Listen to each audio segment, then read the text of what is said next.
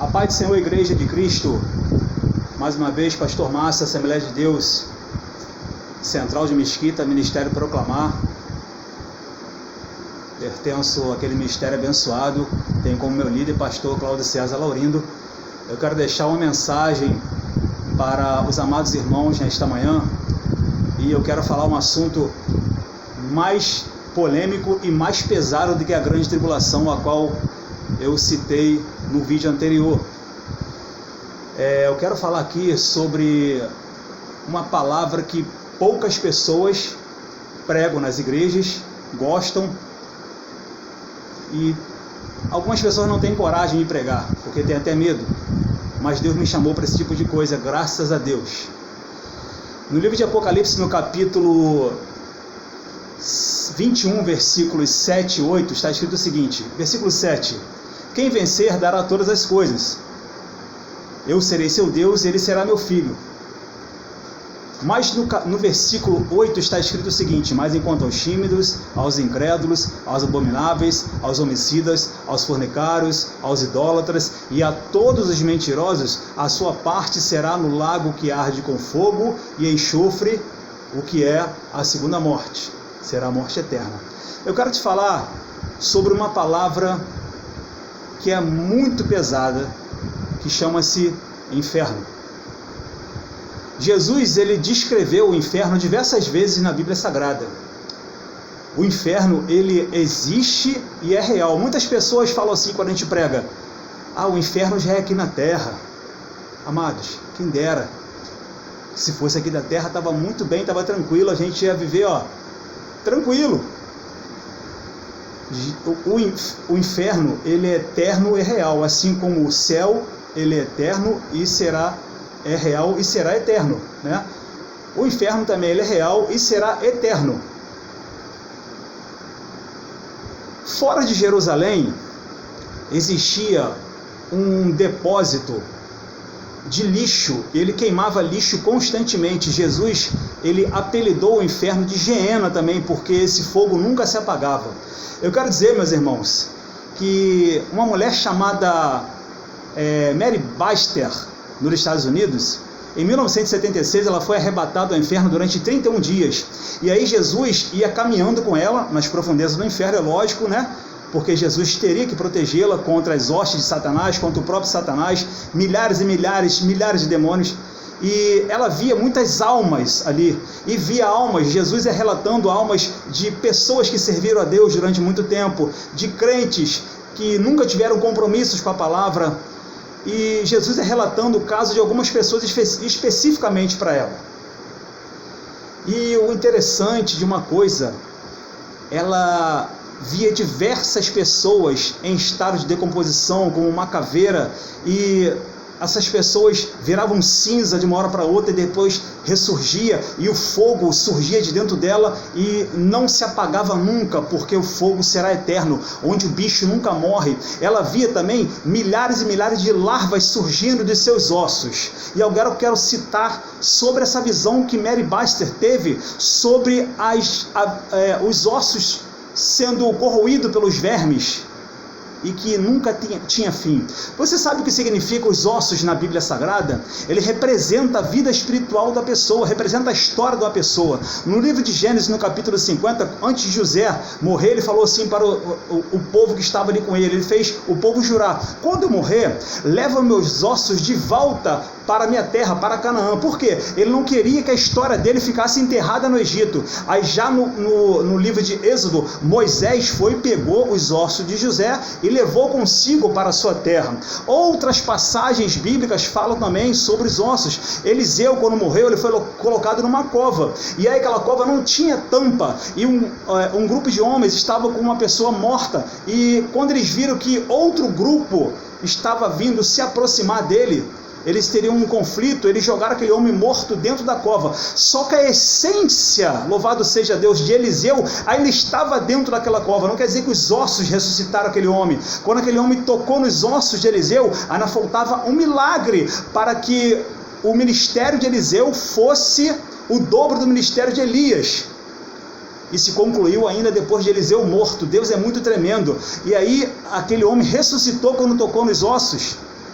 O vale de ossos secos, quando o profeta teve aquela visão, estavam sequíssimos, não estava só seco, estavam sequíssimos. Sabe o que representa aquilo? Israel estava no pecado, e o sequíssimo mostrava que estava mais do que podre a sua situação espiritual, estava corrompida. E aí Deus falou para o profeta: profetiza, profetiza. E aí Deus começou a restaurar o povo de Israel. Estava sequíssimo, talvez os seus ossos estejam sequíssimos nesse dia, mas Deus é um Deus de restauração. E ele te fala uma coisa: o inferno não foi feito para você, foi feito para Satanás e seus anjos. Quando Jesus na cruz do Calvário estava ali, apesar que o filme A Paixão de Cristo mostra as pessoas puxando Jesus para lá e para cá, colocando na cruz, e muitas pessoas interpretam que Jesus teve seus ossos quebrados. Ah, meu amado, não teve mesmo. Sabe por quê?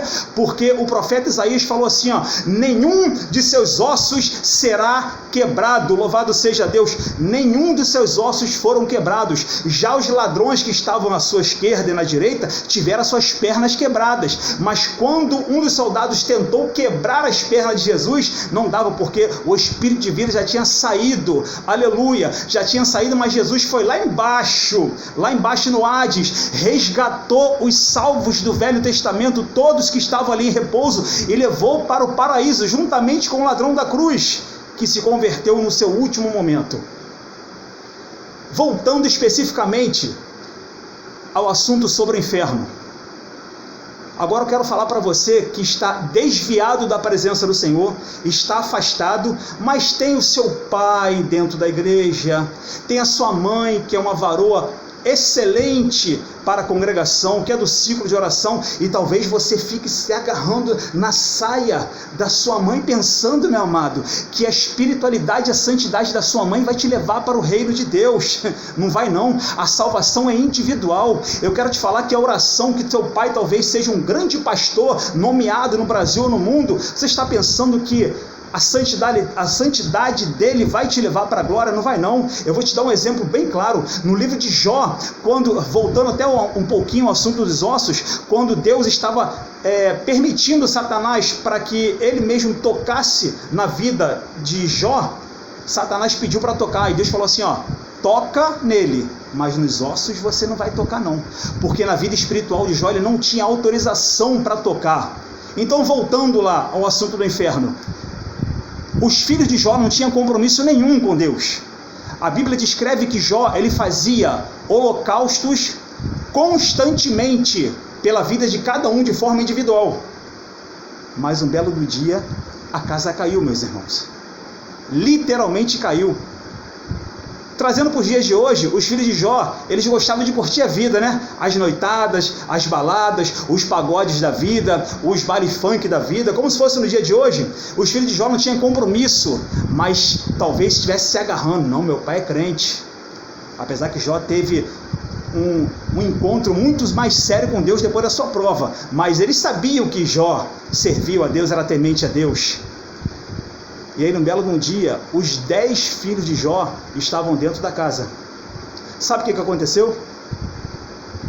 Um grande vento da além da banda do deserto veio, Satanás veio com a permissão de Deus, e a casa caiu sobre os 10 filhos de Jó.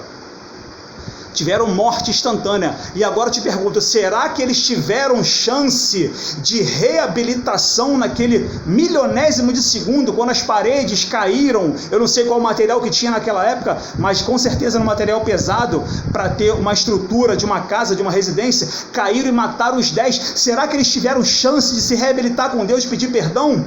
Provavelmente os 10 estão queimando nas profundezas do inferno. Eu quero te falar uma coisa, meu querido: o inferno é real e ele existe, louvado seja Deus. Conserta a tua vida espiritual nesta manhã, aleluia, louvado seja o nome de Jesus ao Nazareno. Deus não preparou você para morar no inferno. Sabe o que vai acontecer lá no final da grande tribulação?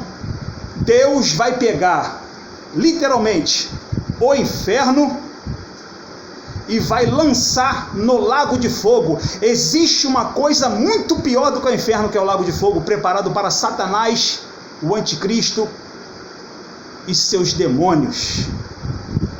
E quem não tiver com Cristo na sua vida eterna, vai morar lá. A eternidade, para ser mudada na tua história, só depende de você. Repito, ninguém vai te salvar.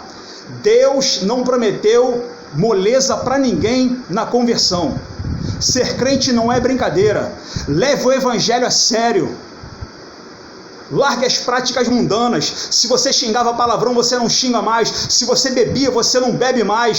Se você levava uma vida de podridão na rua, você está dentro da igreja, se converta, largue as práticas mundanas, porque Jesus te ama e Ele separou para uma vida eterna com Ele. A eternidade na tua vida só você pode mudar, meu amado. Deus não te preparou para lançar você, a sua alma, no lago de fogo, não. Então preste bem atenção. Nesta manhã de sábado, você tem uma chance tremenda de refletir como está a sua vida espiritual, como é que estão os seus ossos, aleluia, como é que estão os seus ossos, será que estão sequíssimos? E amanhã um domingão maravilhoso, procure uma igreja. Olha quantos apelos são feitos depois das pregações. Aquele que estiver fraco, tiver com vontade de fazer um concerto com o Senhor, vem aqui na frente. Quantas das vezes o Senhor falou contigo usando pregadores, mas você estava com a cabeça lá fora? Não, tomara que acabe logo o culto, eu tenho que me encontrar com fulano, com Beltrano, eu tenho que ir para as redes sociais, eu tenho que pensar no meu trabalho. Meu irmão, pense depois. Ali no lugar de culto é um lugar de total pensamentos para Deus. Não perca a oportunidade. Se é uma coisa que não volta atrás, é a oportunidade. E eu deixo a seguinte reflexão na sua vida nessa manhã para terminar. Se tu morrer hoje, aleluia, eu não estou falando nem de arrebatamento. Se tu morrer hoje, para onde vai a tua alma? Para onde vai a tua alma? Pensa bem nisso. A alma, ela é eterna. O espírito, ele vai voltar para Deus. Lá no livro de Eclesiastes está escrito. Mas a alma, ela é eterna. Ou vai para o fogo eterno, ou vai para a glória eterna. Talvez essa mensagem nessa manhã possa mudar a tua eternidade. Reflita, pense bem, como está a sua vida espiritual nesta manhã. Recebe essa palavra em nome de Jesus.